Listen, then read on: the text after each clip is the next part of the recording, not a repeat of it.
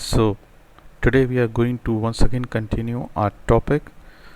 This is for class 7th, chapter number 2, Role of the Government in Health. In this chapter, previously we have seen what is health in India, and we have seen public and private health care services, and today we are going to talk about private health services. So, let's start. Private health services in India. There is a wide range of private health facilities that exist in our country. There are hospitals and nursing homes that are privately owned. हमारे देश में बहुत सारी private health facilities हैं और बहुत number of hospitals हैं, nursing homes हैं जो कि प्राइवेट ओन्ड हैं, जो कि किसी के पर्सनल बिलोंगिंग्स में आते हैं. ठीक है, उनका प्राइवेट सिस्टम है जो उसको ओन करता है. This is not belongs to any government के कंट्रोल में नहीं आता है. Private health facilities are not own or controlled by the government. Patients have to pay a lot of money for every service that they use. Private health services के अंदर जो कि government facilities में नहीं आता है, so patients who used to go and take all the services from private health facilities have to pay a lot of money for every services that they are going to use there. For example, if they are going to use bed over there, they are going to be admitted, they have to pay a lot of money. They have different varieties of rooms are available. They have a general wards. You have already been seen everything. वहाँ पे general wards भी होते हैं, वहाँ पे private rooms होते हैं, वहाँ पे लग्जरी रूम्स होते हैं फॉर पेशेंट्स. ठीक है, where we have refrigerators, TVs and WiFis and everything is there. और if you just go in a general ward, you will see number of patients are there in a simple hall where we don't have a lot of a good ventilation or proper fans are not available, no privacy is out there.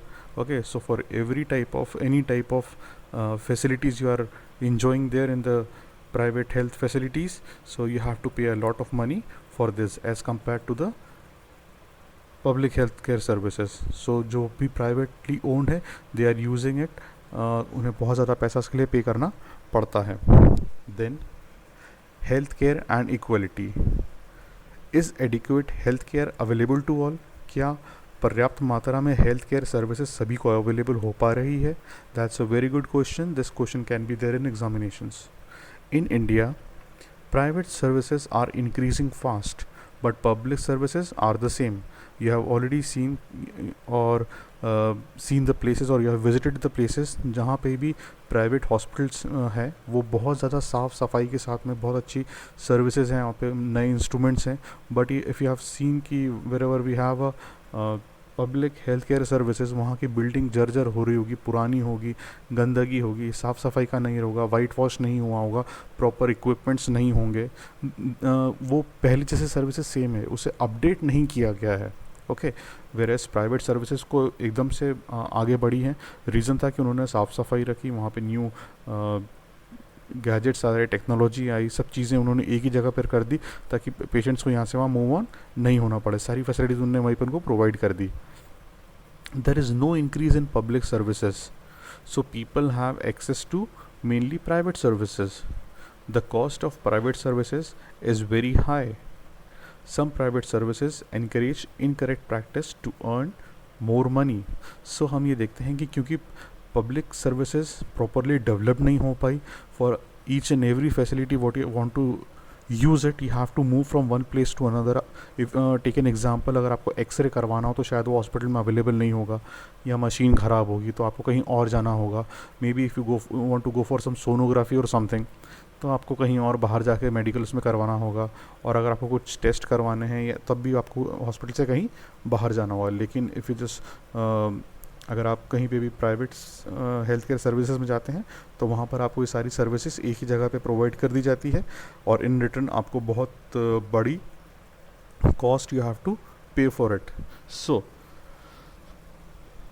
Let's see the last line. Some private services encourage incorrect practices to earn more money.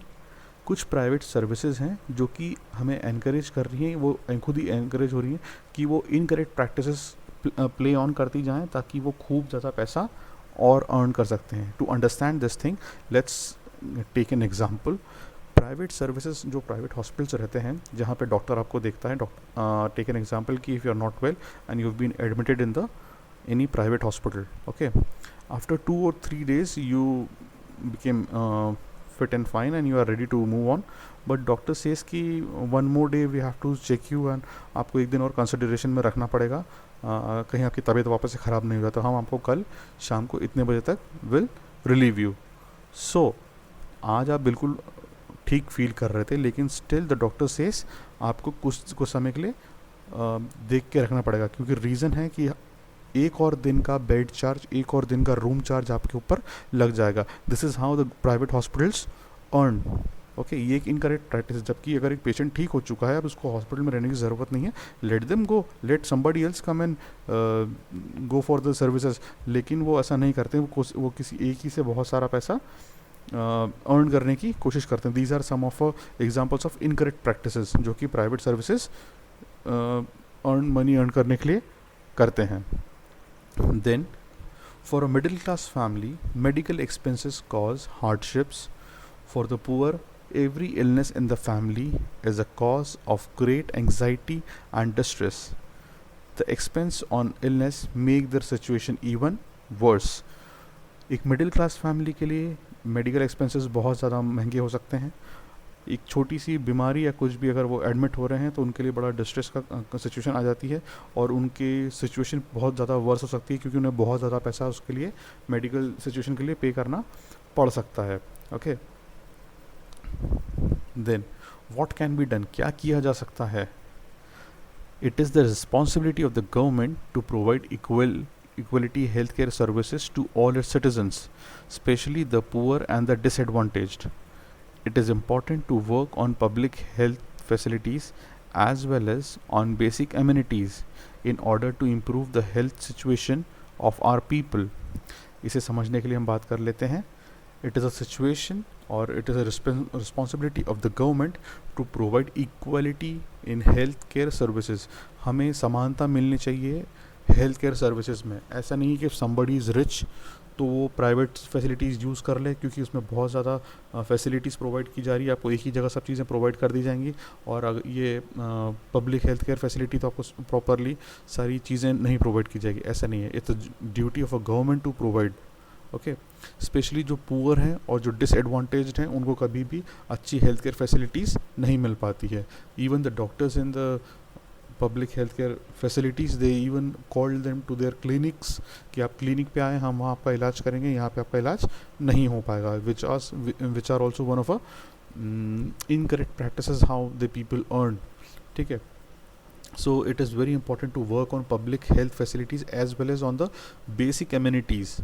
Basic amenities मतलब कि वो सारी basic चीज़ें जिससे कि health care situation ठीक हो सकें.